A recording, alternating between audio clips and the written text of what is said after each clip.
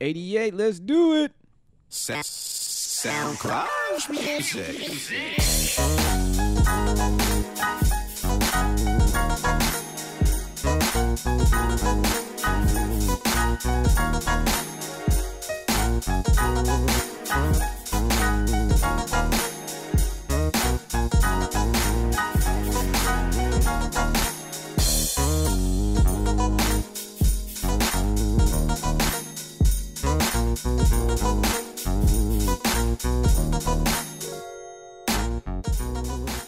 Yes.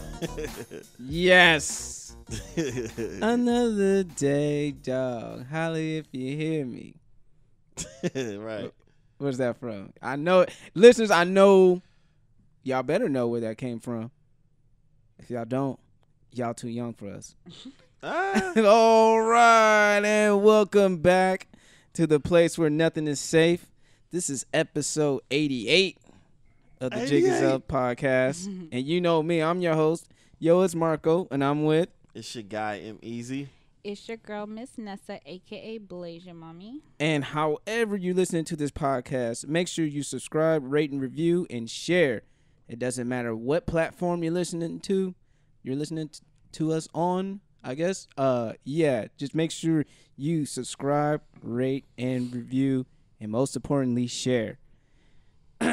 Anyways, what's up with y'all, man? How was y'all Thanksgiving / Black Friday? It was tight. It was alright. It was all right. Yeah. Did you get any mac and cheese? Nope. I got mac and cheese, and I'm vegan. You know what? I give no fucks. I got a lot of mac and cheese. Whatever. Well, I You made know what, the though? sound of mac and cheese today. You know what though? Oh, you nasty mother lover. Some lumpia. Right? Some lumpia. Some adobo would have been nice. That's what you ate? No, I'm saying it would have been nice. If you We didn't have came adobo. through with that lumpia. So we wanted a lumpia knowing I wanted mac and cheese. What happened to the trade-off? You ain't in this yet. You know what I'm saying? Well, I I don't know said if I there's wanted any more mac and cheese. Didn't nobody say, "Oh, hey Ness, I know you like mac and cheese. I got some. What's up with that?" I would have been at your house, like, "All right, what's good? I got it right here, right now. Double or nothing." Man. Put out, damn it. Nah, but mine. At the same time, it wasn't my mac and cheese to give away. This So- motherfucker. I showed up there with some lumpia. He's like, see what had happened was. Nah, I'll be like, yo, they out here. I'm gonna get a plate. I'm gonna act like it's mine. Don't say nothing. I'll be right back. nigga, I just like black thumbs. Zoom, zoom, zoom, zoom, zoom, zoom, zoom. Just give it here. Don't say nothing. Just give it here. Don't say nothing. Right. That's funny. I can't right now. Oh man. No, but mine was. I mean, being with the family was cool. It's always a good time with my white and Filipino side, but I didn't eat anything really. Oh, you on a diet? No. So we popped up at the house. Food wasn't ready.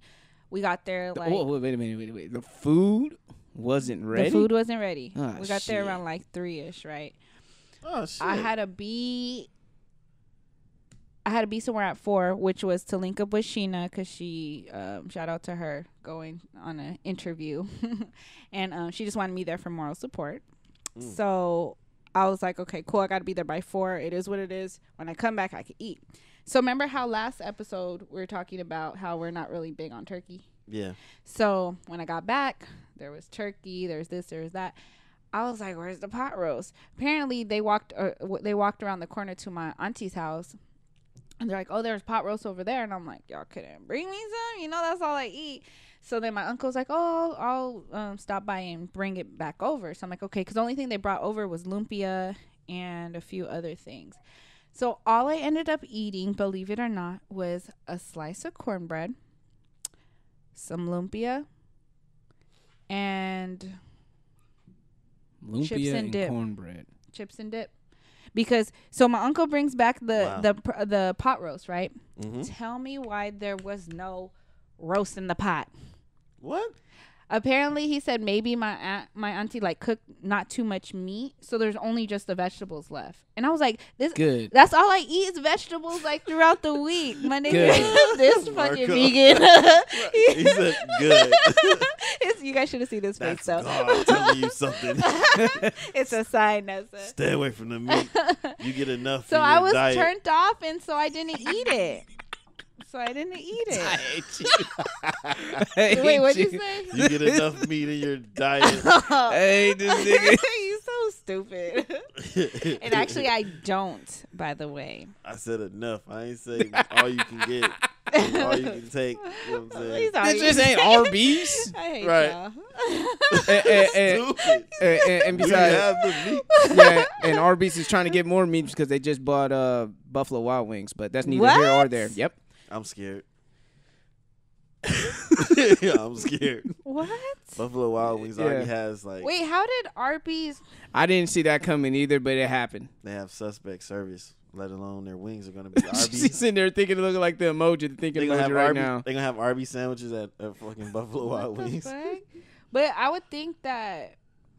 Do they got money like that? Arby's? Apparently, shit. I mean, just you never know. Just because we don't see, Maybe California Arby's doesn't fuck with poppin'? it. Maybe the Midwest fucks with it. yeah, Okay. You know what I mean? Yeah. So it's like, because it's not hot in one region doesn't mean it's not hot in other regions. Okay, Yeah, because, that like, makes sense. Jack in the Box isn't really where I was at in the Midwest. It wasn't really close by or anything like that. But there was Arby's, and like if I wanted some curly fries, Arby's was the only alternative for that. So That's interesting because no matter where I've ever traveled to, I've never seen Arby's except for here in California, which I only seen like one. word. And then at I went to Mar Vista Middle. That was served once a week for lunch. Ugh. I liked Yeah. it though. Arby's. All right, Yeah. but Arby's. let's continue back to Thanksgiving. I just wanted to throw that out there. But yeah, so that's all I ate. I That's didn't all you eat ate? shit. What about Yeah. you, Easy? You know what I didn't pig out like I wanted to? I had a plate at each spot. Like I just went to 2 different places.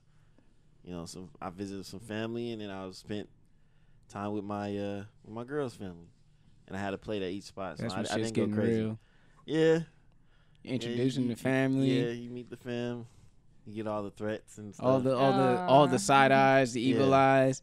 Like, are you Mhm. good enough for my niece? Right. All right, So Nico. let me ask you something. What are your intentions Aw. with my niece? You know, or my cousin, right? or my granddaughter. Man, I'm built for it. So You like, nigga, what do you think, man? We trying to make Come more at me, family bro. members. come at me, bro. That's funny. I'm built for this. So Yeah. hey, I'm here for the long haul. Pops. Pops. That's tight, as Easy would say. My Thanksgiving it was chill. My parents, they went to Temecula to visit family over there. I did not want to drive anywhere, so I said, you know what? I'll stay in San Diego. I didn't know my brother was Black Friday shopping. He was apparently he was on the news. What? What? Yeah, That's I'll dope. show you the clip. Okay. That's dope. That shit was funny. I was dying laughing. But I spent time with my lady. It was the 2 of us because her family was out in San Bernardino. And neither one of us didn't want to go anywhere. So we just chilled. I went to Whole Foods first to see if I could get some like vegan stuff. They were all sold out. Damn. But that was my dumb ass fault for not even trying to Waiting last minute. Huh? getting it last minute. So I can't get mad about it. But she ended up getting the plate anyway from there. And then I went to order from Donna Jean, which is the vegan restaurant right next to Evolution in Bankers Hill, a.k.a. Balboa Park. I ordered the Salisbury tempeh, which was pretty good. It was like Salisbury, kind of like a Salisbury steak thing with mashed potatoes, and sauteed spinach. And then I had the cast iron mac and cheese. I was pleasantly surprised about It was the good? cast iron mac and cheese. It was baked. Just like how black Nice. folks like it. And then when I got to a Not in my house. sorry, you should bleep that. I got you. I got you. When I got to her place, we just ate, and I put some in Louisiana hot sauce on it. Hey. Bomb. bomb, and then watch the Cowboys get raided by the Chargers. That's, you know. Yeah, that was quite funny. Yeah, hey, whatever. It's not. Neither one's my team, so I didn't care. But we're gonna talk about sports. I don't give a shit. We're gonna talk about that a little bit later. And oh yeah, you said you went Black Friday shopping, right? Yep. The next morning, I didn't get to go like during Thanksgiving when everything was really opening up at like 4 p.m., 6 p.m. Well, you didn't want to trample over people anyway, right? I'm good. Yeah. I'm good. You know, I'd rather walk in like Ludacris said. You know, people want to run down to get one cow. I'd rather walk down to get them all. So you know, I was strategic this time. I knew that one of the stores I wanted to hit up was closed for Thanksgiving, so I could just hit it up that next morning. While all the other chains of the stores are like going crazy, people trampling. So it was a success. You know, I just walked over to the store. What did you get? Yeah, let me get that. I got a PS4. Hey. What made it even more strategic is I didn't really spend much money on the games because I had with the PS4 at this particular place, which is GameStop, they give out a $50 gift card. So I got a couple games with that gift card. I think my roommate did the same thing. And I had a gift card for Best Buy, and me and Kmart went over to Best Buy too. Just kind of strolled in there when everybody was going nuts. We were like, "Oh, how's everybody doing?" Grabbed a couple games from there. I didn't do anything else though. How much were the games? GameStop GameStop was like $27, right? Yeah, they were all around the same price. Just some were a little bit more, like $5 range, more or less. And they're all new games. You know, all new releases, so they're all half off, like 27, 29. Yeah, it's dope. Yeah. Gotta take advantage, man. Take advantage. Take advantage, man. I did a little bit of Black Friday shopping online. Well, first on Thursday, on Thanksgiving, I actually went to the Nike outlet. Of course, it was crazy busy, but I found Which parking one? right in front. The San Isidro. Oh, San Las Isidro. Americas. So I found parking. This guy was trying to save the spot for his wife to park because, as you know, someone's trying to back up. I said, no, this motherfucker about to get ran the fuck over. And you could tell she was a timid driver because she kept like moving up. Like, but the more she was moving up, the harder it would have been for her to get in, you know. And I was just, and you could see he was like frustrated with her. Like, he should have been the driver, knowing he's more aggressive. But I'm sure he knows that she probably wouldn't stand there. But yep, I pulled up right in front of Nike, walked in there, looked around a bit, and then I saw the line, which I knew was gonna be crazy. But I was like, nah, I was like, it's not even worth it. Like, cause I honestly, all I do is ever look for workout clothes. Like, I don't really go for anything else. So yeah, so I ended up driving that night a little bit. No, I didn't. I was supposed to drive, but I got tired. But I woke up at like 5:30, and then I started looking online. So I always shop from, I don't know if you guys seen my cool little like workout clothes. Shout out to Lamar and his super fresh clothes. It's a limited edition. They release limited items.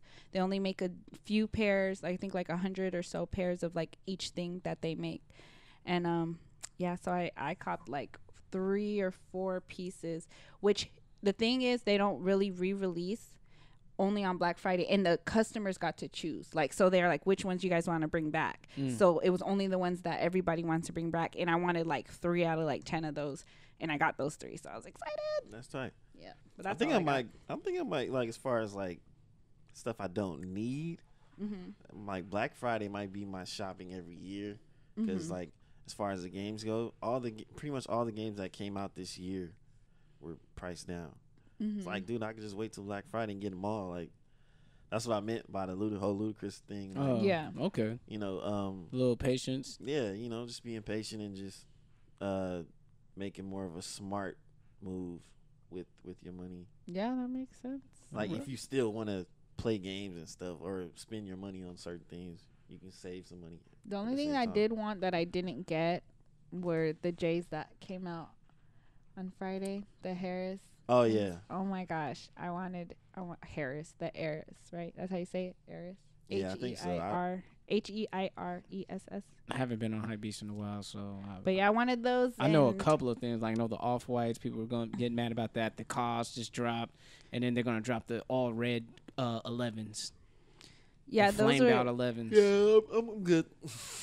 Now Trying to get the shot. 11s I wanted, they were I don't care all if it's black all and blue, shiny though. All green, all red. I'm not wearing none of them motherfuckers, man. No, I wanted it though, and I've seen a lot of people like that kind of were upset that they didn't have it. Come to find out, I have a plug that works at House of Hoops, and I was like, yeah, I wanted to get those. He's like, you want me to save you a pair? I'm like, see the way my bank account's set up. That shit was like over and that's why, because I've never paid for J's over $100 because I have small feet, so I don't have to. The smallest size was 3.5, which is I wear size 3, but they start off at like $220. So I'm like, yeah, see, yeah, no, thank you. That's how I felt about Black Friday. I was like, see the way my rent is set up, Right. Nah, and my feel car it. payment. Nah, I ain't doing no Black Friday. I'm glad feel that I it. have a roof over my head and a car that I'm still driving. Yeah. I will go ahead and keep my credit up, and I'm gonna go ahead and invest in a fraction of a Bitcoin coming soon. So I fuck feel all it. that. Man, especially like money and royalty and all that shit. You heard about Prince Harry loving some brown sugar?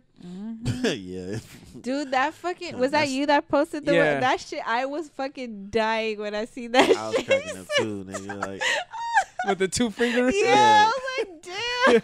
that's black. Yeah, that shit. That's He was like, black he was a gesture. G He was like, for yo, that man, it's not hot. I'm ready to go pop, pop, pop.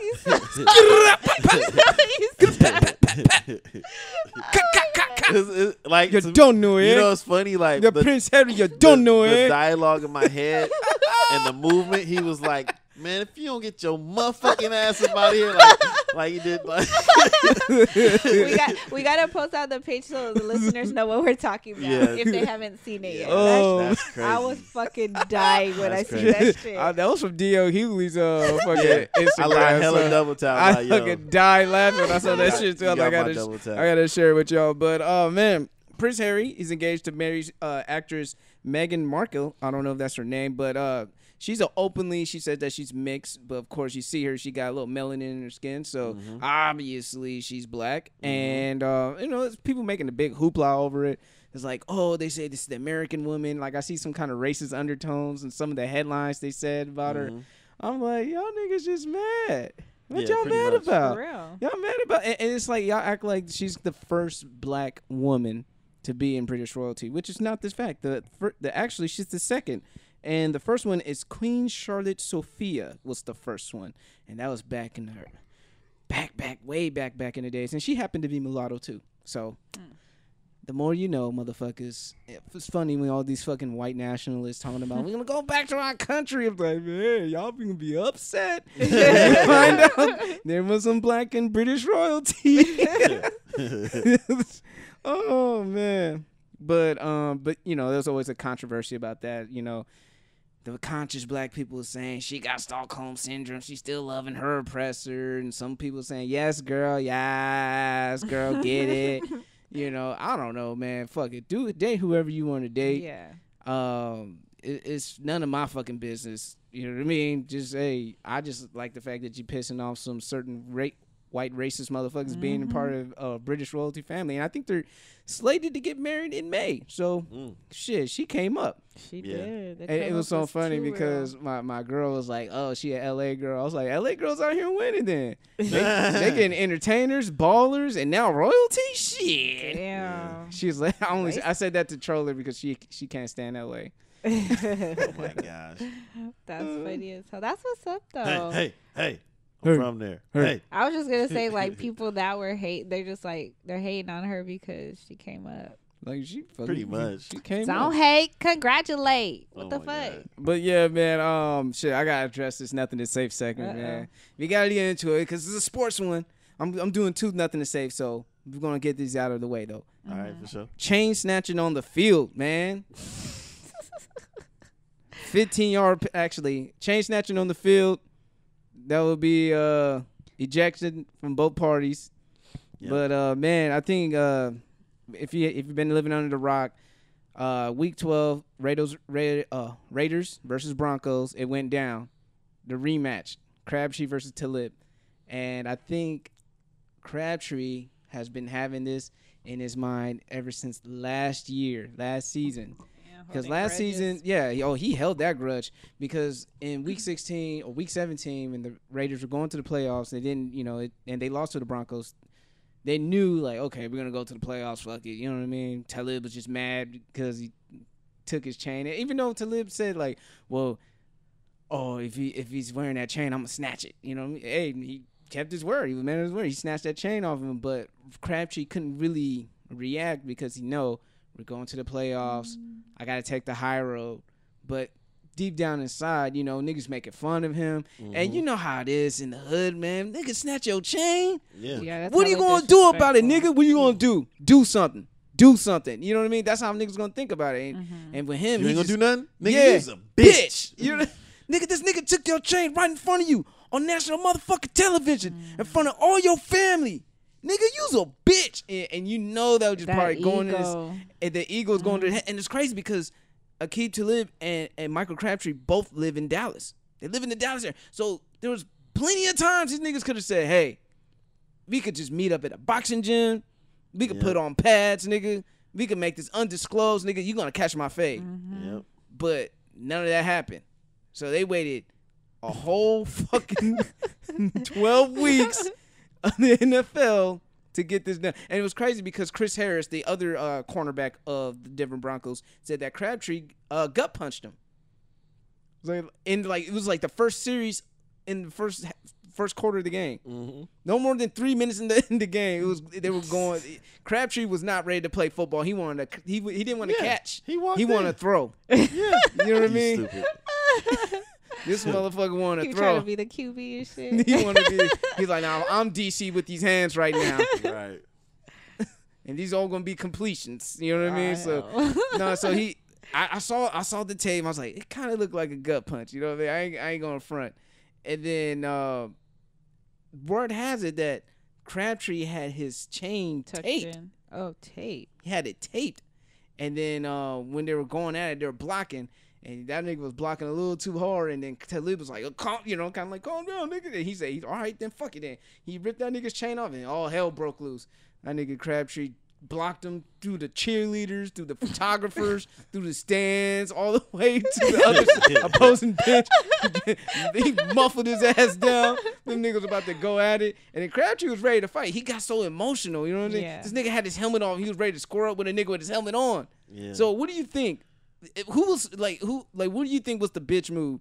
Like, keeping your helmet on and fight the nigga knowing that he didn't have a helmet on? Or was Crabtree like, I mean, it's not the smartest move, but from a macho standpoint, you think Crabtree was the more macho one on that one, or the stupid one, or the emotional one? Because I see opposing views on it. I feel like all of those views are evenly validated. Yeah. Because me, I would be thinking from a smart standpoint, nigga, keep your helmet on. If you trying to win this fight, like, against somebody that got their helmet on and shit, don't take it off. I mean, you want to be tough, like, nigga, I don't need this fucking helmet. Let's go. Take your helmet off, nigga. Like, let's go. They like, take your helmet off, nigga. You tough, right? Hands, yeah. You like to snatch chains, right, nigga? Let's go. Here, run my fade right now on the end zone, nigga.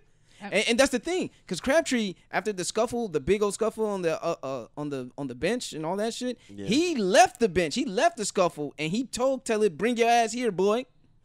Bring that ass here, boy. We gonna square up. So, like, for people to say, oh, Talib's about that life, like, yeah, I mean, the nigga shot himself, like, earlier during the off season. Sorry.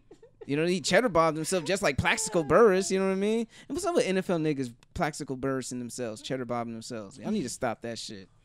I don't know, man. What y'all carrying for anyway? Yeah. Have somebody with you holding. Like, yeah. That's funny. That reminds me of like females, like, taking off the earrings. Yeah. Because that's the female version. Take off the earrings. Because everybody said like Crab is the prima donna. He's weak. Like mentally, that's a weak sign, but the way he reacted to that, he was ready to throw hands. And so, and I think he got one, and he got like some little funny loopy punch and poked him in the eye or some shit like that.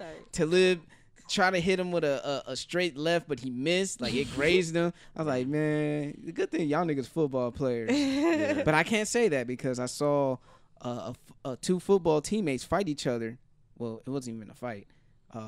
This one nigga from these two dudes from Georgia Tech. They're both the cornerbacks, and they had a fight earlier in the spring, and they were about to fight again, and it was on TMZ. And the nigga, one of the cornerbacks, hit the other nigga with a cold left, knocked his ass smooth out. Damn. Nigga was laid the fuck out. I'm like, damn. Scholarship might get taken, man. Damn. And they told the dude who was holding the phone, he was like, hey, man, help him get up, man. He out. He's like, oh, shit. Kids, man. And it's crazy. They're all kids. They look like they're 30 already. Niggas Right. Like, Yeah. That's how it be. But oh man, it was crazy. I mean, what do you guys thoughts? Like, how do you feel about this? Oh yeah, and let's add this other note that Marshawn did play the peacemaker by escorting Talib out of there because he had to go through the Oakland side. Oh shit. Okay. So Marshawn was like, all right, like, let me get you out of here because teammates are still hot. Mm-hmm. If I was Michael Crabtree, still, like, when he did that when Marquette King during the offseason taking pictures with Talib and making fun of the chain snatching shit, I don't know. If I was Crabtree, I would have hit Marquette King too. Like, nigga, what the fuck is this? Because the fans let him have it. The Raider Nation let Marquette King have it. Like, what the fuck are you doing? Mm-hmm. Marquette, it's just supposed to be a joke. Like, nah, nigga, fuck him. Fuck him, man. Like, what the fuck's wrong with you? And I think that's what the internet ruins sometimes, the tribalism in teams. You got like LeBron saying happy birthday to Lonzo Ball. Like, people miss the days of strict tribalism. Like, man, fuck that nigga. He ain't a part of the team. Right. Fuck him.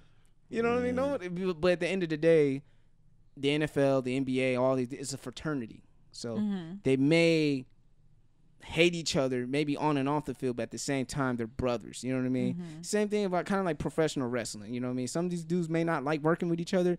They show it offline and they might give each other a hug. These niggas might be roommates sharing the same hotel room and have a main event against each other on WrestleMania. Like, so sometimes you can't really, I don't know what I'm really trying to say about it, but all I'm saying is that it's not that serious. At the end of the day, it's not that serious. I think it was a bitch move by Talib. Maybe because I'm biased because I'm a Raider fan. But it's still a bitch move, you know what I mean? That's just ultimately disrespectful, you know what I mean? Like, when was the last time when was the last time someone's getting their chain snatched? I know, like, deep prime time wears his chain. Shannon Sharp wore his chain. Like, you know what I mean? It's just Michael Irvin, he wore Okay, so I need you guys to explain to me. So someone snatched someone's chain before this? This is the second time. Like, he snatched Crabtree? So this is the second time snatching his? Yeah. He snatched Crabtree's chain last season. Crabtree couldn't really do much about it because he was going to the playoffs. He had to take the high road. But deep down inside, that shit was festering and he was thinking about that all off season, probably during the season. Like, he probably circled week 12. I'm gonna get this nigga. This is the second game. He probably circled week 12. Week 12, nigga. I got you with a red marker. Fuck you up. Week 12, nigga. Oh my god. And then he did it again. He did it again, and that triggered him. And then, so who started it first? This time around. This time it looked like Crabtree. He punched Chris Harris in the stomach, and he was blocking Talib like extra hard, and Talib just reacted and snatched his chain because Talib said he's gonna snatch his chain again if he wore it again. What's with the? Why is he wanting to snatch a nigga chain? Because he wearing it? Like, I don't know. Talib is just mad disrespectful right now. Like, I don't know. Oh, yeah. And think about it. He's from the hood too, so he's like, that's the hood thing to do, to disrespect somebody. Yeah, ask any rapper. You know what I'm saying? Get your chain snatched. That niggas get killed over chain snatches. Yeah. You know what I mean? I think like in the hood, for the international man code, there's two things you don't do to a man. Well, maybe several things we don't do to a man that ends in death and violence. But let's say two of them: slapping a man and snatching his chain. And fucking his bitch. Fucking his bitch, yeah. That's punishable by violence too, or some form of get back. But if you're a peaceful nigga, you trying to rise above. So you just let karma handle that one. Okay, so what was your question again? Now that I have a better understanding, I'm sorry. I mean, like, how would you feel? Like, would you react the way that Michael Crabtree reacted? From the outside looking in, I mean, it's one of those things where, it's best to let it go. But I guess from his standpoint, it's like this is the second this time. it was disrespectful the first time. Then he want to go ahead and do it again, but he did it after he did the gut punch though, right? Well, no, that's what he did to a different person. He did that to Chris Harris. He did it to Liv's teammate. Like so like Michael. They saying Michael Crabtree. He's like he wasn't there to play football. He was there for a fight. Like Michael Crabtree wanted to fight niggas. Harris probably was talking shit too. Yeah, they was talking shit. Yeah, they were talking shit. Yeah, but you made it personal when you grab a personal item, even though NFL rules, because they said dreadlocks are a part of the uniform. Maybe the chain is a part of the uniform. You wore it, it's on your body, it's a uniform. I'm gonna snatch it. I'm gonna do whatever to get you out of your game. And even Richard Sherman said that sometimes you could get Crabtree out of his game. Back when Crabtree was with San Francisco. So, he probably was just like, look. You're not going to disrespect me. We already like have that. a fucked up season, yeah. So I can react. You know what I mean? Like I'm in a different space than I was before. I was just because I think he probably would have reacted the same way had he not think if we're going to bound. Exactly. Like I think it would have been a bit different in a sense because either way, being disrespected not once but twice and by the same person, like that's grounds for ass whooping. Yeah, that's grounds for ass whooping. I'm surprised so I can't even really be mad. Surprised that Crabtree didn't get a good enough leverage when he put him to the ground, knock his helmet off, and just start wailing on him. I don't know. That's probably what he wanted to do. But he was off balance and uncoordinated. And some of these niggas are just some of y'all niggas who you are, man. Some of y'all niggas are just NFL players. Y'all not professional boxers. Y'all not MMA fighters. Stick to catching balls, or maybe stick to learning how to stop the guy from catching balls, because y'all throw, and that's when you like y'all spend a lot more time in the gym, learn how to run routes and catch balls and stuff instead of learning how to punch someone. But well, I don't practice punching somebody. I know I fuck a bitch up if I need to. Okay, all right. I'm just saying, like, not everything, not like that. I don't feel like that was the reason why he didn't get any good punches in, because he wasn't practicing in the gym. Like, you know what I mean? Does that make sense? Of course it helps. It helps. Of course it helps, but I think it's just especially like being in that mind frame. Like, yeah. I mean, some people naturally have an idea of how to fight and stuff, but other people need some guidance. Some guidance. That's like, I'm gonna fuck you up. You ever up. watch a fight? You was like, what the fuck was that? Yeah. No, the only reason I said it because that what you just explained, like him getting up, like I did that to somebody because remember, poor little Gretchen. This girl was bigger than, actually she was bigger than both of us, but she was picking on Gretchen because she was the smallest one out of the group. So I got upset, and that's how I reacted. And she was like bigger than me, but I fucked her up. It was to the point where a neighbor came by and had to stop the fight. It was like, I'm gonna call the police, and I blacked out. Like I blacked out because I was just like, I can't believe this bitch is over here fucking with Gretchen like that, little ass Gretchen. Sorry. So that's how I would have reacted. Yeah, how you explained it. Yeah, like if I was Michael Crabtree, I'm pretty sure the Kill Bill thing went through his head when his chain got snatched again. Damn.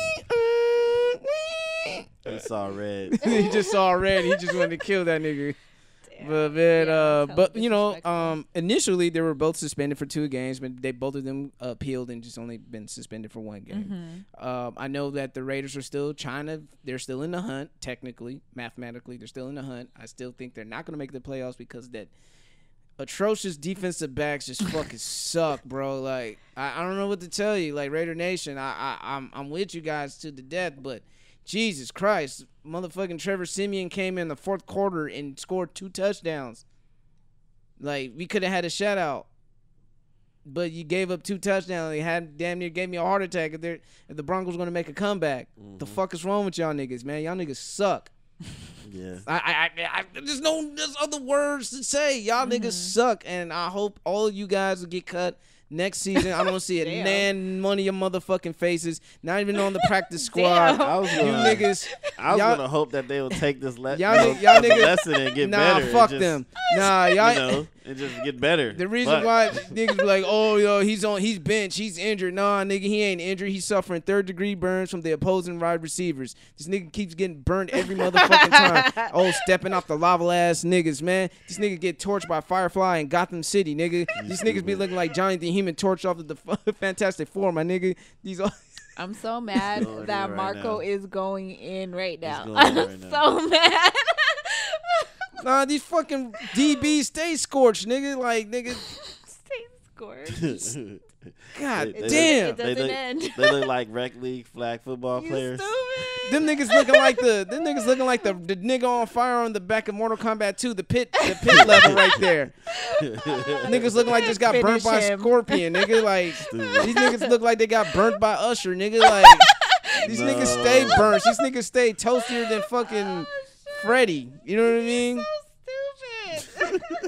Get Ed Boon. Every time them niggas get burned, I can see Ed Boon coming out the corner saying, "Toasty." This niggas stay burnt, man. Damn. More burnt than Michael J. White on Spawn. Nigga more burnt than Michael Jackson's hair in that commercial. No. No. These niggas get burnt more than a girl with a bad perm, nigga. Like, these niggas get burnt, nigga. God, y'all niggas suck. All right. Are you done or is you finished? Them niggas is more burnt than Denzel playing as Malcolm X when he was getting his perm. Yeah. Y'all niggas smell like burnt weaves with a hot comb that's been there too damn long. I hate you guys. Y'all niggas stay burnt. I don't know what else to tell you. Anybody in the Raiders backfield listen to this? Sorry, not sorry. Y'all niggas sorry. Sorry, not sorry. Y'all niggas sorry. Stupid. Oh, that was therapy, man. I had to get that one out. You feel better? I feel a little bit better. If these niggas, if y'all niggas get burnt by Geno Smith next week, I don't know what to tell you guys. If you guys get burnt by Geno fucking Smith next week, I don't know what the fuck to tell you. Like, I'd rather just put fucking Helix High School's defensive backs or some shit. Fuck, man. This nigga went to the high school. I don't know what the fuck y'all doing, man. Whatever the fuck y'all doing, stop it. You know what I mean? If y'all going to the club too much, stop it. Damn. Y'all niggas win some games. Y'all niggas just fucking suck. Jesus. It's just a game, guys. That's what they would say. Yeah. Yeah, for you, because you get paid, you get to go to your fucking exactly. Go to your house. But shit, how long that's gonna last, nigga, if you keep getting burnt though? Shit. You should arrest the opposing wide receiver team for arson the way y'all niggas get burnt. All right. Another nothing to say segment. Dodging bullets from a crazy bitch. Wait. Niggas is more burnt than half of Harvey Dent's face. He's not done yet. I just had to get that one off real quick. All right. But yeah, man, the other nothing to say segment is dodging bullets from a crazy bitch. That is words from Sean Dunn himself from the song I Don't Fuck With You. And obviously he was talking about his ex-girlfriend, Naya Rivera, even though he's been dancing around that question over and over and over again. But you know damn well, nigga, you was talking about Naya Rivera. And now you're vindicated because Naya Rivera's out here beating niggas up. Well, her husband up. She's been charged with domestic battery, but she's out on bail. And, yeah, that just made me think. It's like, oh, shit, she's half Latina. So is my girlfriend. Should I worry? Yes. But she told you she crazy, though. All women are crazy. Nah, you're crazy, Nessa. Like, the ones that admitted, you just said you blacked out and shit. Yeah, that's crazy. Hey, I was upset. No, but I was upset. No, but she told you she crazy. And normally when people tell you they crazy, you gotta listen. You gotta believe them. They're Especially fucking crazy. If they laugh when they say it. Oh yeah. Crazy. Or their eyes get big, like ha ha ha. Right. You know who else is crazy? Sheena. But she lets the dude know, like, I'm crazy as fuck. Like, don't fuck with me. Yeah, I can tell Sheena look like she'll stab a nigga in the eye. Like for real. But man, it was so hilarious. If you guys missed it on Twitter, Big Sean was just going in, just saying like he left this video of this little girl saying, I told you she was fucking crazy. I told y'all. So like, for this to happen, Naya Rivera had been slapping her niggas up for like a while. With that being said, Big Sean, was she slapping you the fuck up? Maybe. I mean, Big Sean ain't that big. Were you physically abused? I mean, big. I mean, and let's not make fun of it because I mean, we're gonna make a little fun of it, but it still should be taken seriously because, you know, there's the other side of domestic abuse that don't get talked about as much. Mm-hmm. It's men getting their ass whoopings from their women and taking that abuse. And I think the husband got fed up with it. And her husband's white. So he's probably like, I don't got to take this shit no more. I'm white. I hate you. I'm going to fucking call the cops, Naya. Oh, my God. I'm going to take this fucking hands off me. Get your hands off of me. I am a white man. You forgot, Naya? Get your ass arrested fucking with me. You stupid. Ain't none of these cops like Glee like that. They'll probably book you because you've been on Glee. You stupid. The weirdest thing I ever heard, but that's the one that they said that she didn't take showers, right? Oh, she don't take showers. She was on what that show was. She The said, Voice? Yeah, The Voice, and she's like, "Oh, only white people do that." I'm like, only white people. I'm like, how you gonna shame white people for taking more showers? Needing to take more showers, but you're with the white man. But the thing I don't understand, I mean, not taking showers, like because, how do you have? Because she said her dermatologist is saying like because you gotta let your natural oils, you know, settle in and all that because sometimes people do break out because they don't have their natural oils, you know, in there. But I'm being a woman, like I don't see how I can sleep with a man and him not, like, you know what I mean? Like that's just weird to me. Like unless you just always smell like roses and just fucking an angel, like clean as fuck. Like I mean, if you don't smell like ass, then maybe she has a good natural smell. We don't know. I'm not that close to smell her like that. You know what I mean? So I mean I don't want to be that close to smell her. She might try to stab me. So I don't know. Is she vegan? No, I don't know. I don't know what her lifestyle is. You know, I don't know what she puts in her body on a daily basis, but because that has a lot to do with it too, with your body smells and stuff. Oh yeah, natural. Still gotta wash your ass. The way you eat. Yeah. Still gotta. I don't give a fuck. You could be vegan as fuck. You still gotta wash your ass. Of course you gotta wash your ass. That shit is shit. You know what I mean? Not, yeah, right. I just right. Like I just can't imagine. And then just people like just. I'm not defending that shit. No, it's all good. Every 3 days, wash your ass.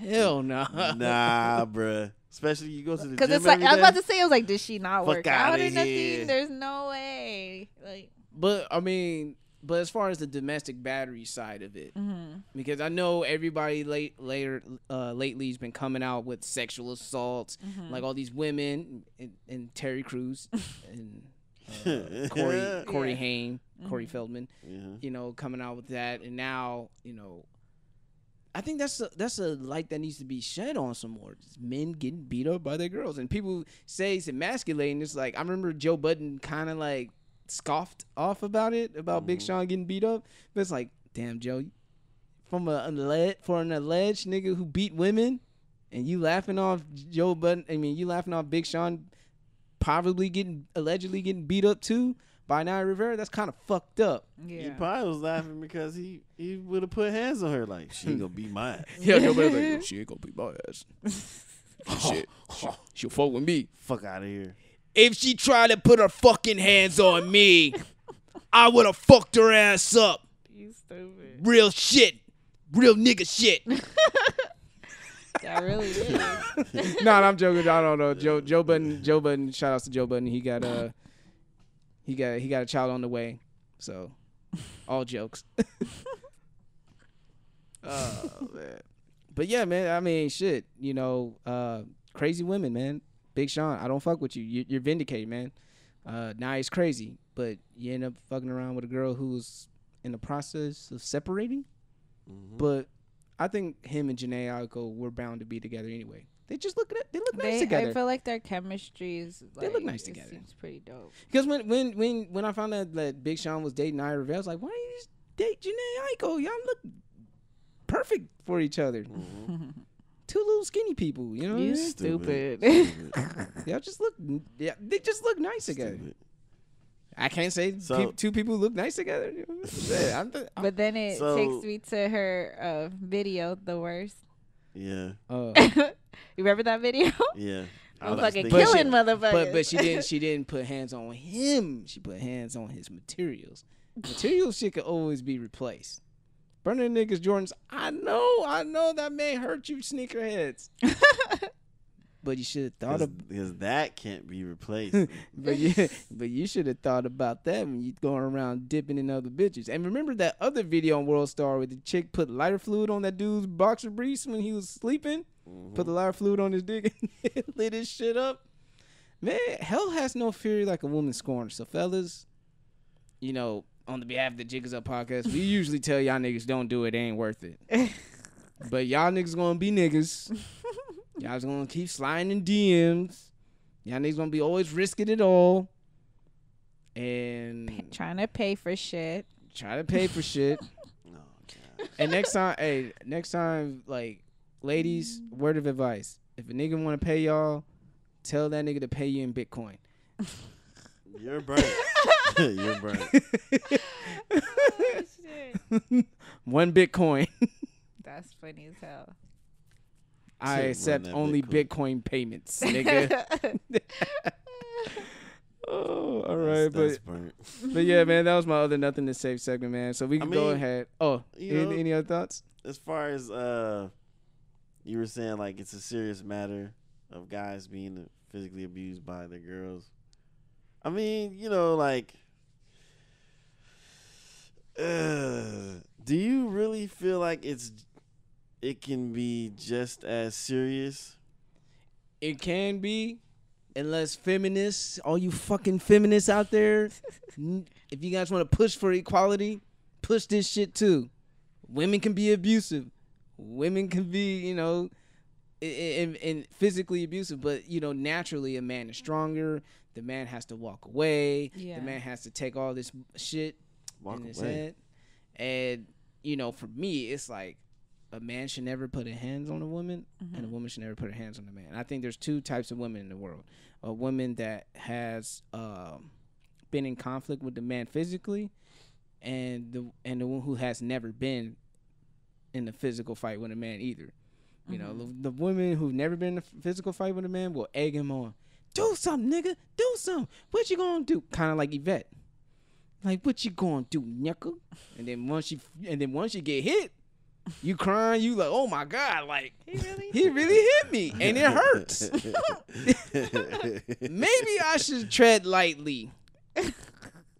I'm not condoning. Motherfucker really hit me. Like I'm not condoning men hitting women, but it's that reality check. I've seen the World Star videos. I've seen women try to fight dudes, and them get knocked the fuck out, and forgetting everything what happened beforehand. Prime example, the fucking bus driver. That chick hit the bus driver. He gave her the world most famous uppercut. And they call it the dragon punch in Street Fighter. And they had an interview with her after the fact. And she said, I will never, ever put hands on a man again. Even though that bus driver lost his job, he gave her the most important life lesson at that time of her life. And that was to never put your fucking hands on a man. A grown-ass man. And matter of fact, not just a grown-ass, an old-ass man. Because old men have old man strength. And that shit is real. They don't play. There's no in-between. That's old man strength. That's like beyond grown. Like, you looking at these bodybuilder type niggas, you're like, oh, he looks strong. Don't underestimate that 56-year-old man. That motherfucker dense. He got them old bones. That nigga grip your hands real tight, nigga. Shit. Put you in a headlock, make you feel like your brain's gonna pop up from the top of your head. Your eyes about to pop out. Yeah. Yeah. Yeah. So like in The Mask. Yeah, all that shit. Yeah, you gotta leave. Hey, ladies, be careful. Tread lightly. Nothing is safe. I know sometimes niggas will go upside a woman's head for no reason. I know that. It's true. And fellas, I know girls will be cooking boiling water for no reason.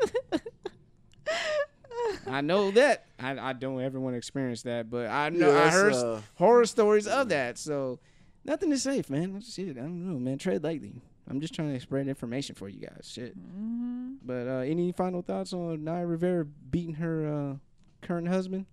Do you think it was easy for them to walk away, like without being like fearful that she'll come after? Like, you know what I mean? Oh, like she'll come back and like, I'm gonna kill you. Yeah.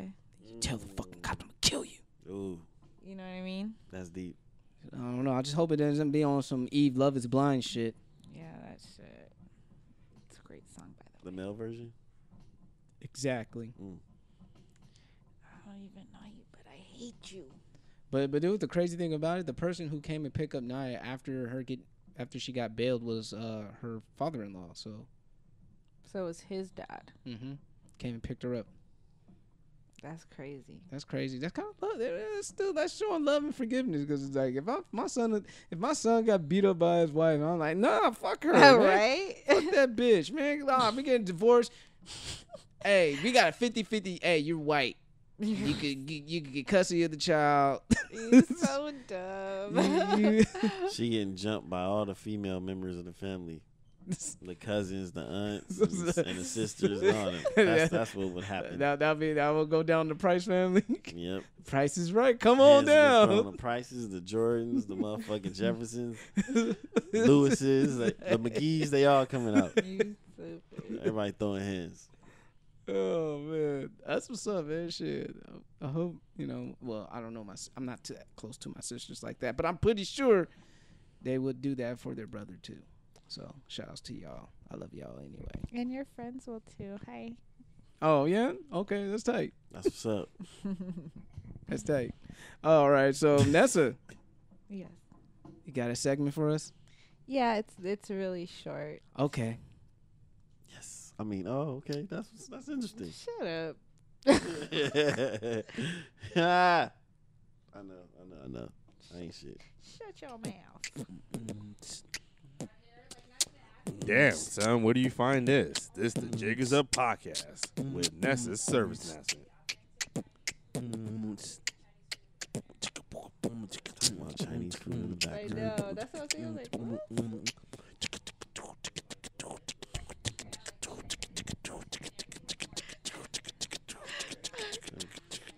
I'm afraid, like, he's spitting it. Like, especially this part.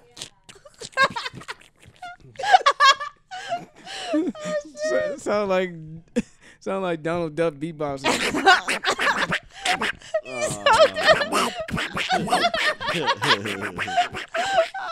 he in a battle with Daffy Duck and shit.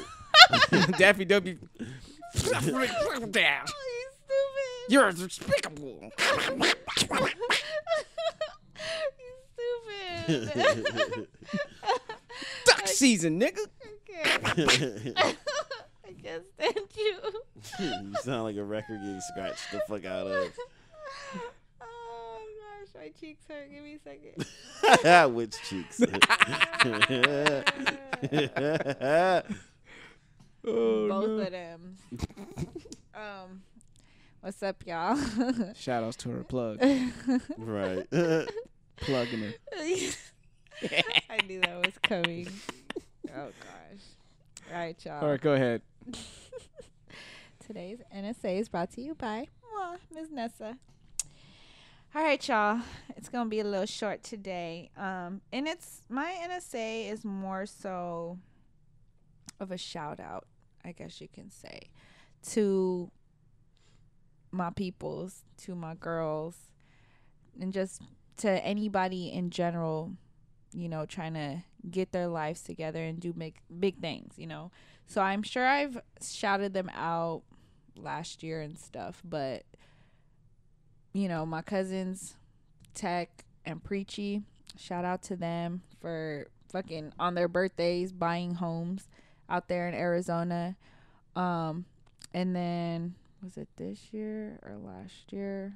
I think it was last year too. Sheena, you know, she ended up becoming a homeowner. And then newly added to the list last week. Remember we were talking about Gina?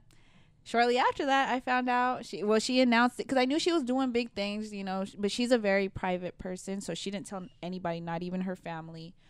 But apparently she's now a homeowner as well. And she never thought that in a million years that she would be buying a home out here in Cali, because everybody know Cali is expensive as fuck. So I just wanted to like just shout them out because I'm so proud of them. Like, to become a homeowner is a big achievement, especially out here. Not to discredit Tech and Preachy because they're, you know, they got their homes in Arizona where it's a little bit cheaper, but just to do that in general, just to say I did that before 30 or at 30 or whatever the case may be, I think that's dope as fuck. But with Gina, you know, we're speaking about her last week, and you know, the whole situation with old boy. He went from somebody who, you know, was in the midst of buying a home, who now bought a home. She's actually moving in like 8 weeks. She's building it from the ground up at that, to somebody who he's flying back over here, who he's had a toxic relationship with, who fucking I can't. I just saying this stuff makes me angry.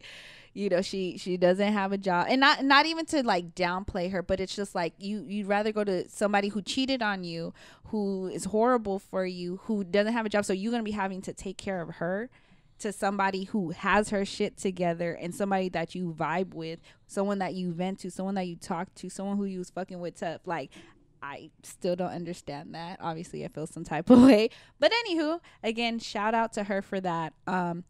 I am nowhere near buying my own home anytime soon.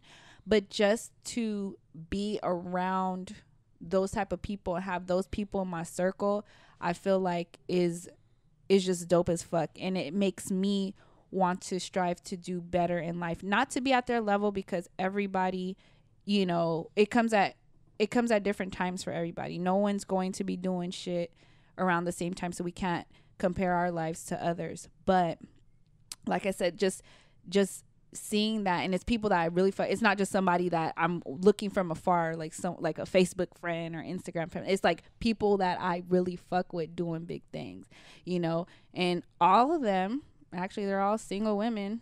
All of them have children, minus Gina, and they're all early or late 20s or early 30s. So I just want to, you know, just let everybody know, you know, men and women, you know, men too, but right now I'm repping for the ladies. Just keep doing what you're doing. And yeah, I'm excited. I'm excited to see their future flourish. As for me, I have something in the works, not trying to buy a home or nothing, but I have some things that are in the works, and I learned from them to move in silence, because all of them that bought homes, like even how close we are, it's either they kind of mentioned it, but they didn't put it out there. And then, you know, boom, they surprise everybody. Oh, this is what it is, you know, congrats to me. You know what I mean? And I'm learning from that. So, yeah, I'm just taking notes. That's good. I mean, they say you are the reflection of your closest friends. So if you're surrounded by people who are homeowners, more than likely that's going to rub off on you. So, you know, just find people who are above your level or even at your level or still motivated. So that's what I would just say. So it seems like you're on the right trajectory to where you want to be. So that's all I got to say.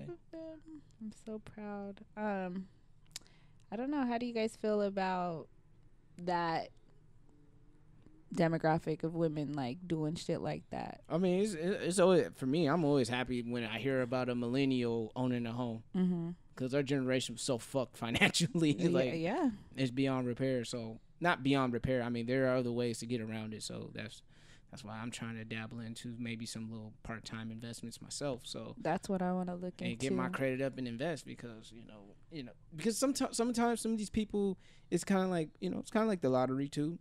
You know, sometimes you hear about these millionaires and you're like, damn, was he super smart? Was he this? He's like, he just took a risk. He took a chance, paid off. Sometimes it pays off, sometimes it don't. But the payoff may be big. The payoff may be like, oh shit, I got enough money to buy a home or get out of debt or, you know, upgrade from an apartment to a condo or live from one neighborhood to another. Yeah. Or, you know, anything that could financially put yourself in a very more empowering situation instead of being vulnerable. So that's the thing. We always want to empower ourselves financially, so we won't be at the mercy of a job or another person, especially if you're in a toxic relationship in that sense, because sometimes people stay together because they're just, you know, glorified roommates, sometimes benefits when they're desperate. So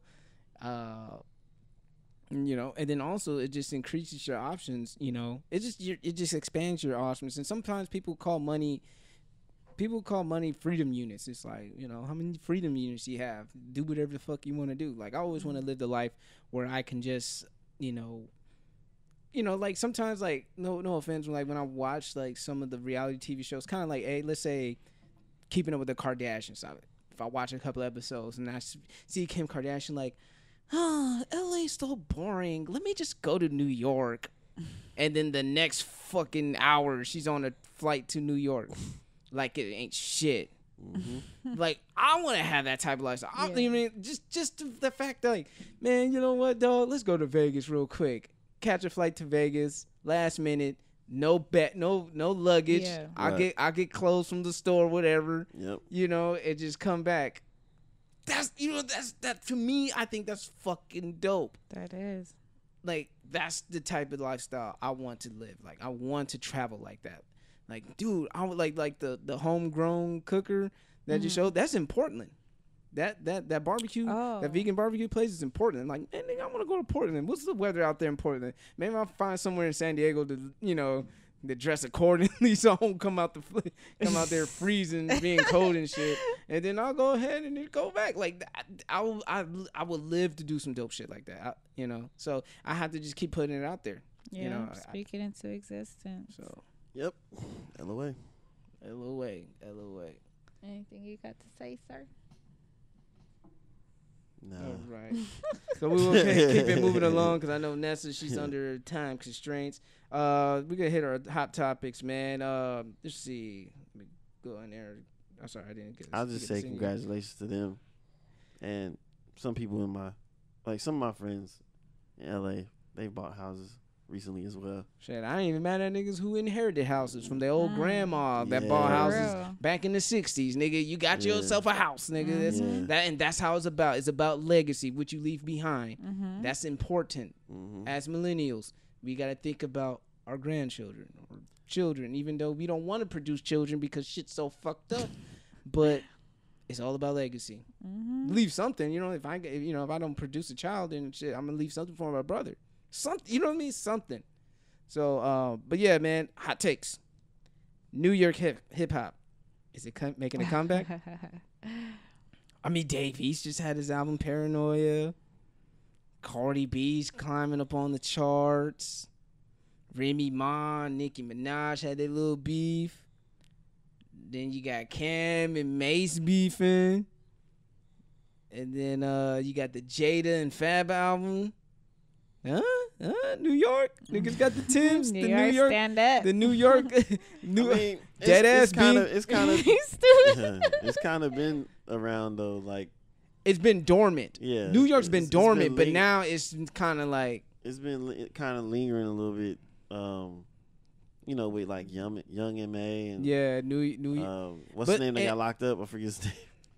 Bobby Shmurda. You know what I'm saying? Everybody gonna bring the Timbs out. You stupid. Bring the Timbs out with the thermals. Their excuse, it's cold outside. Even what's his name? But they're all about the Nike tech suits now.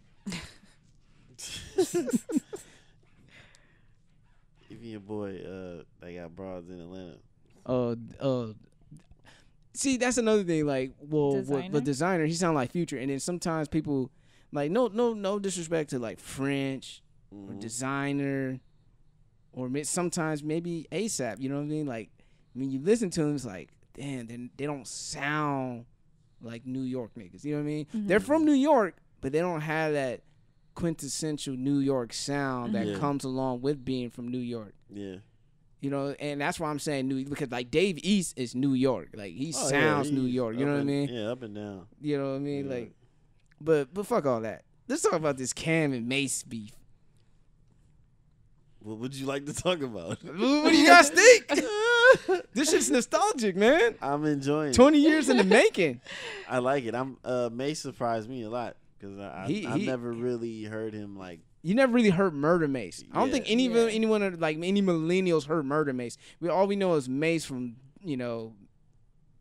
Bad Boy, Pretty Boy Mace, Shiny Suit Mace. Yeah.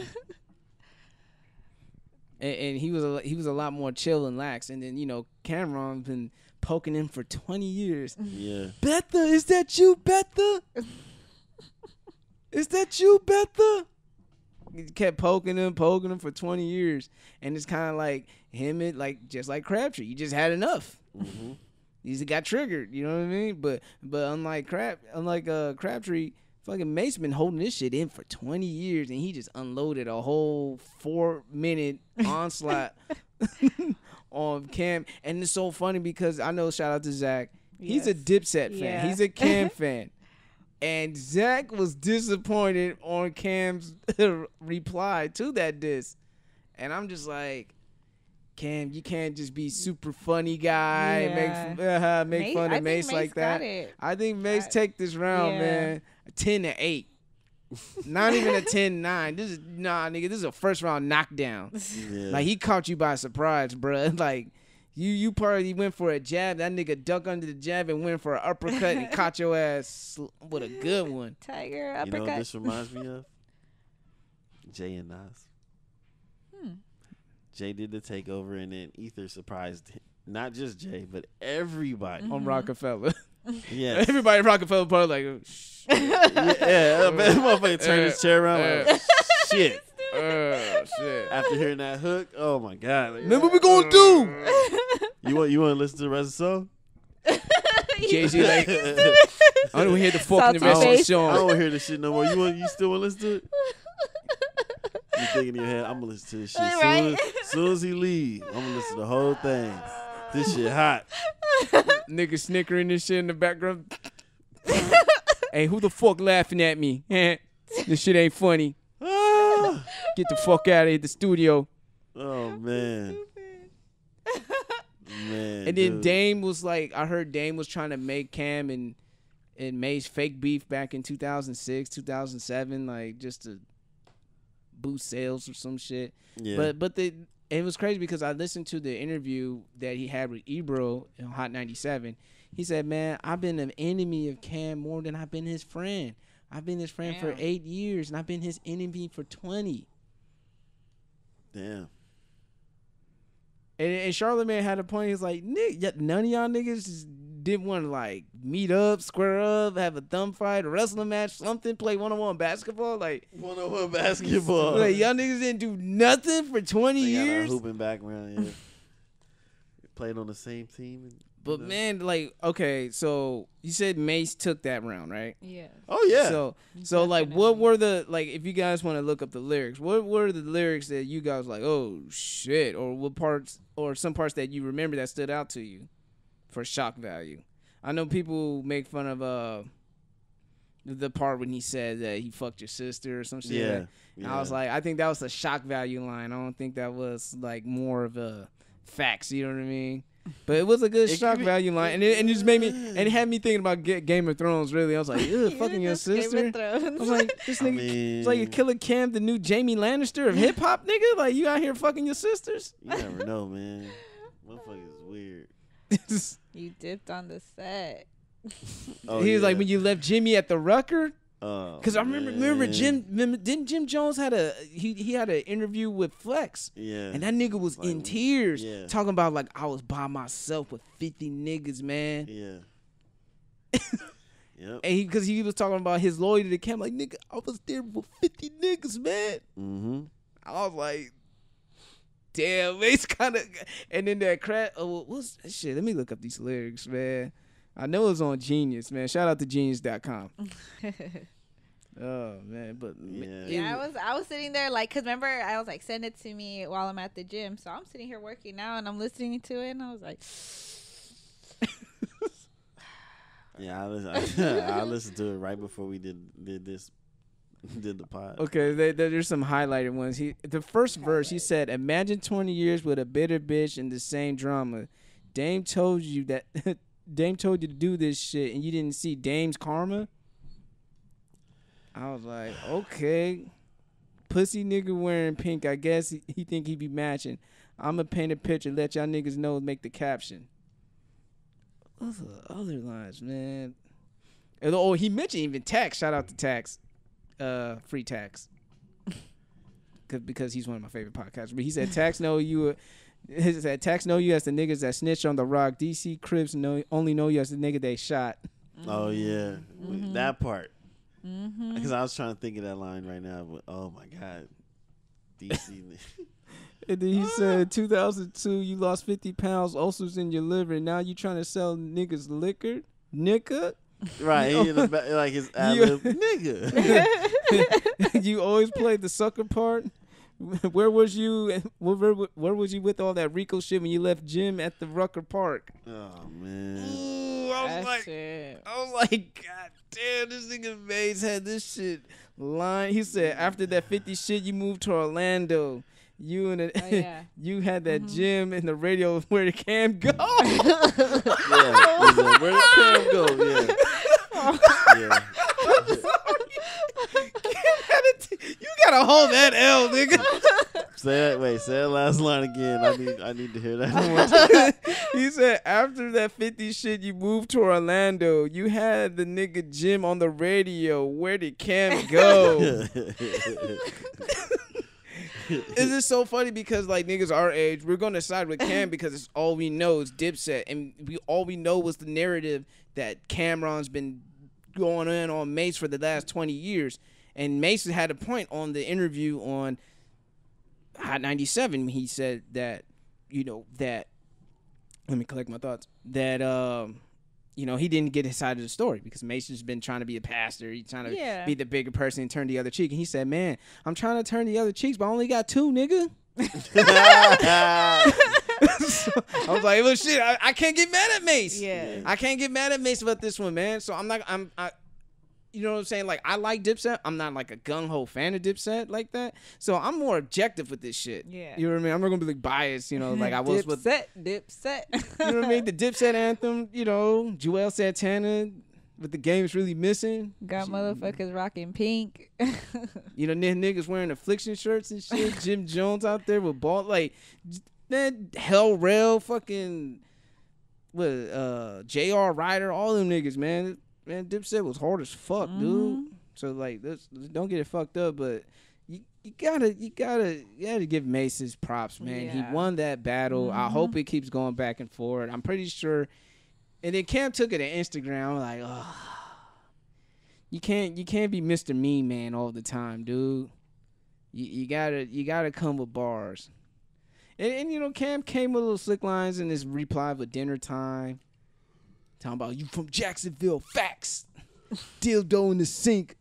Oh, yeah, talking about Puff. And shock value line. Pass him the 50. Yeah. But niggas don't, you already talked about stuff that's already been out there in 20 years. He got ran out of Harlem. Okay, what else you going to talk about? This happened. Okay, what else you going to talk about? See, that's the thing. Not many people knew about the skeletons in Cam's closets. Mm-hmm. And when Mace aired it out, that's what made it worse. You know what I mean? Because everything you said about Mace, you put it out there. It's nothing new. It's really new information. It's already out there. But with Cam, it's different.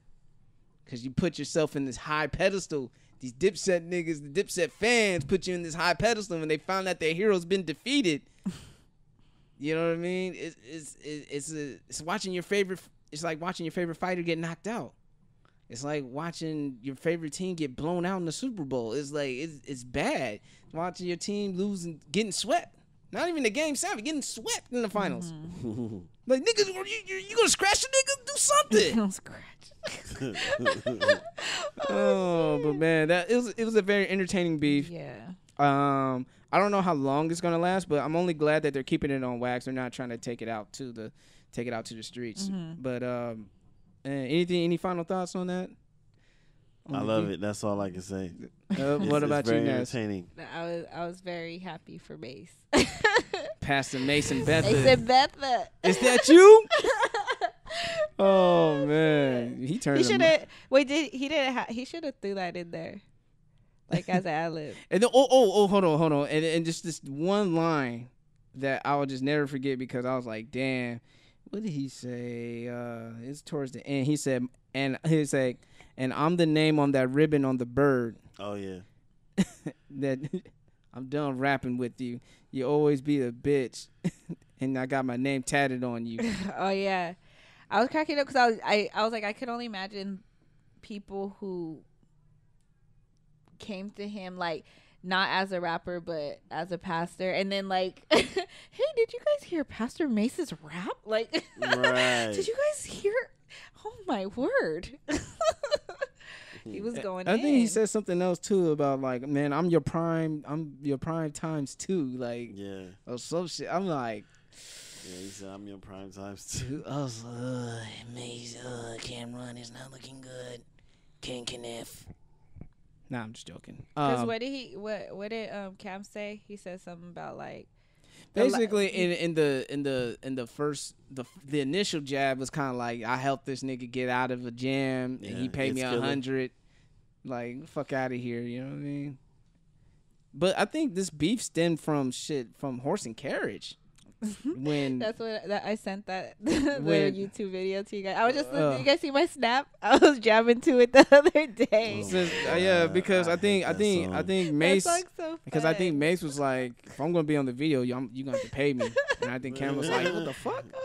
Fuck this nigga. And we gonna ride. Like, nigga, we play top. basketball together. Like, you gonna do me like that, nigga? Fuck you. So And you don't know. Oh my That was my jam. I hated Horse that and song. Carriage. I was like, I had it on Snap the other day. Rosita, mi señorita, and we gonna rise so to funny. the top. Y'all niggas too young. If you heard that song, had the song in my background right there. But yeah, man. Like I said before, in closing statements, go ahead, like us on Facebook. Shout outs to Miguel. He finally gave us a listen, and he liked us on Facebook. One like at a time. Thank you. Keep telling your friends if you guys want to be entertained by us or edutained or whatever the fuck we do on a weekly basis to make your day just a little bit better. We appreciate that. Also, follow us on Twitter and Instagram. Thank you. Shout out to our new followers, Sterling Gold. Took a while, but you came around. So shout out to you, Sterling, even though he had you on the show. But yeah, and also send your listener letters. We want to hear from you guys. Send your letters to us. Whatever you guys got going on with your lives for us to poke fun at it. Not really, but just to give you advice or anything. So send some listener letters to us at jigisuppodcast@gmail.com, jigisuppodcast@gmail.com.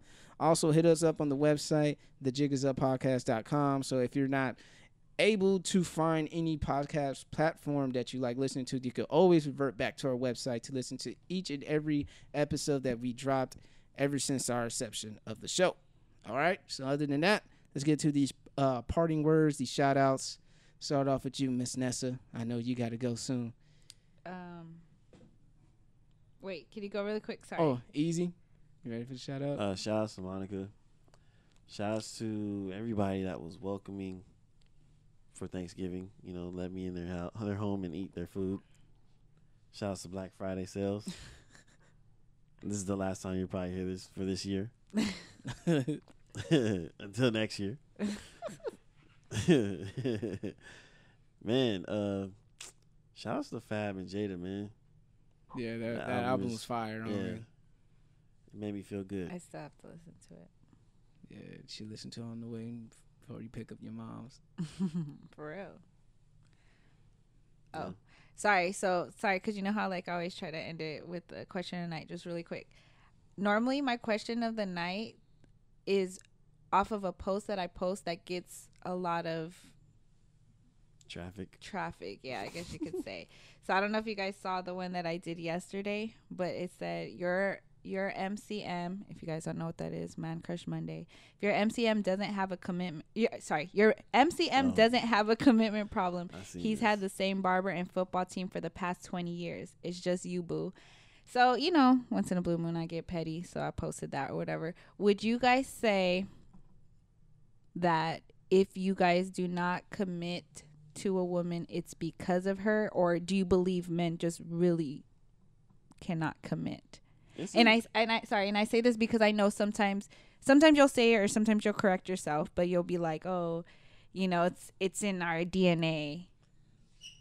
I mean, it's internal. It's not her, because I've dated chicks or dated women that I've seen that had like all the qualities of being a great woman and good mother and the best wife ever, but it just wasn't timing. Yeah, it just wasn't clicking for me, or timing. I just didn't see me being with that person. Like it had to be something internal, like something that sparks you. Like, okay, there's something about her that's worthwhile. So, I mean, I think that's sometimes men have to realize that too, about when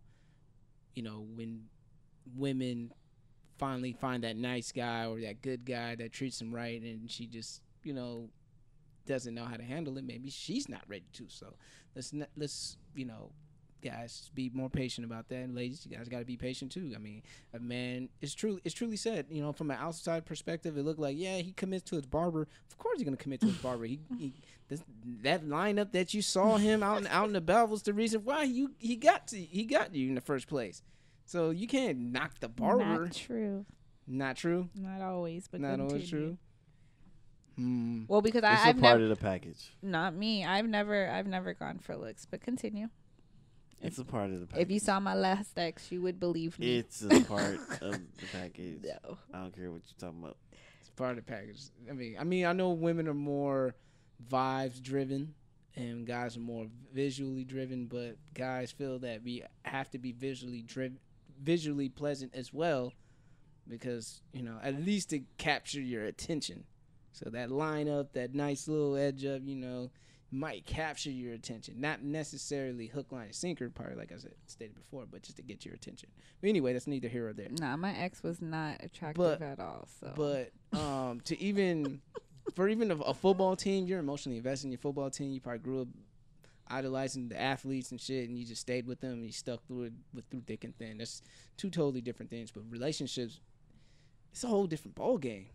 You're dealing with another human being, who were raised differently, has different personalities, different takes, different quirks about them, and in the process, you learn about them and learn about yourself. So maybe mentally, you're just not ready for that you're not ready for that daunting task. I mean, you see your barber probably every week or 2 weeks. Mm-hmm. You see your favorite team every week or Sunday, maybe a bye week. Commitment, that's an everyday thing. Bye week. That's an everyday thing. So because I wouldn't compare a barbershop appointment. I mean, maybe you might been his client for 10 years, but you still see that dude probably like maybe on a weekly or bi-weekly basis, or maybe even a monthly basis if you were struggling. So and to be clear, niggas be switching up barbers too. Oh yeah. They don't. Not all dudes be committed to that one barber. No, I know some that have their go-to barber and they have their backup one, and that's like if they absolutely have to, something's coming up, but they're like overly booked or something. Yep. They'll go to them, but they don't they prefer to go to that go-to one. And you gotta remember that sounds like the main chick and side chick type thing. Hey. Call it what you want to call it. Not calling these barbers main chicks and side chicks. Because this is more of a business transaction than anything. Yeah. Services and goods. But, I think I agree with Easy. It's just the timing, just mentally, are you ready for that? Because, like I said, a relationship is 24/7, 365 because... once your girl is all about you, she wants to be around you 24/7, 365. So it's not really the female; it's just the space. If they got the space that you're in, the point of your life, and because to me, it tells a man something when he sees all the great qualities in a woman, but still doesn't want to commit. Yeah, he's like, I ain't shit. Yeah, that's all internal. Like, yo, yeah, that's all me. Like, I'm fucked up or something. I gotta figure some shit out. Like, I ain't shit right now. So, Interesting. Yeah. Good to know. But all right. So shout out, right? Yeah. Again, shout out to the girls I talked about in my NSA, Tech, Breachy, Sheena, and Gina, which is not her real name, but because I spoke about her, I'm not going to release her actual name. But yeah, shout out to y'all for doing big things and keep putting that positive energy out there. Yeah, shout out to y'all. And I gotta be clear. Uh-oh. We're speaking for the relationship situations, like, because a lot of females get confused when you have the friends with benefits type of thing. Why does he like me and want to take it to the next level and all this stuff? It's like, he has you there just for one thing. Just to be your friend with benefits. Like, there's a mentality that comes with that. Like, I see if, y'all met up organically and started to click, and then he wouldn't commit after that. That's what I'm speaking of. Like, that's the whole internal thing, like, dude not being ready and all that. But that other shit, fuck buddies, friends with fuck benefits. buddies and all that, that's not what I'm not talking about. That that's different. Mm-hmm. They come walking in with their mind like, I'm here for one thing. Yeah. It's like a transaction. Yeah. You know why I'm here. I know why I'm here. Just like Thanksgiving dinners when people come up, it's like, cousin, you know why I'm here. Anyway, my shout outs, Lil Uzi, Kendrick, Bruno, Weeknd, Childish Gambino, Jay-Z, Big Sean, Cardi B, Tyler Creator, and Kehlani on their Grammy nominations. Congratulations. And I also want to say a big fuck you to all the people in Libya who think it's cool to fucking do slavery in 2017 by auctioning off African migrants who are trying to get to Europe in search of a better life. I'll say fuck you, fuck the modern day slavery, either prison industrial complex or the way they're doing it out there in the Middle East. So fuck all that shit. Humans should deserve to be humans and not slaves. 2017. And damn, this year's been all about racism. Yeah. It's been so racist to the fact that you want to fucking auction off niggas from Africa and make them slaves. Fuck you to that country. Well, not the country, but just the people who are doing it. So and fuck you to those that are actually buying them. Yeah, fuck you for the ones who are buying them for as low as $400. So fucked up. Fuck you selling them, and fuck you motherfuckers in the audience for watching. Yep. Damn, I wish I had an Iron Man suit right now. I'll put a Black Panther suit on too. Go in there, fuck shit up, Marvel style. And the Infinity War trailer should be out by the time you listen to this podcast. I was about to say I'll throw in a Wonder Woman, but she's DC. Yeah, Wonder Woman could do some shit too. What? She counts. Yeah, Wonder Woman. Speaking of, man, I gotta say shout out to the Black Friday sales again. The homie Kmart came up on some shit. He got that Wonder Woman Ultra HD with the motherfucking Blu-ray combo, and it was the last one there. Hey. Still selling. All you motherfucking DCU haters. DC is still selling. Oh, and unfortunately, DC might have had that $96 million, but guess how much they bounced back with during the weekend? $171 million. All right. So DC still making money. Y'all can hate all y'all want, but they still laughing to the bank. Well, anyway, if you enjoy listening to this podcast, because as much as we love making it, because we love what we do, and if you're not being your motherfucking self, you know what I gotta say, the jig is up. And we out. And thank you for listening.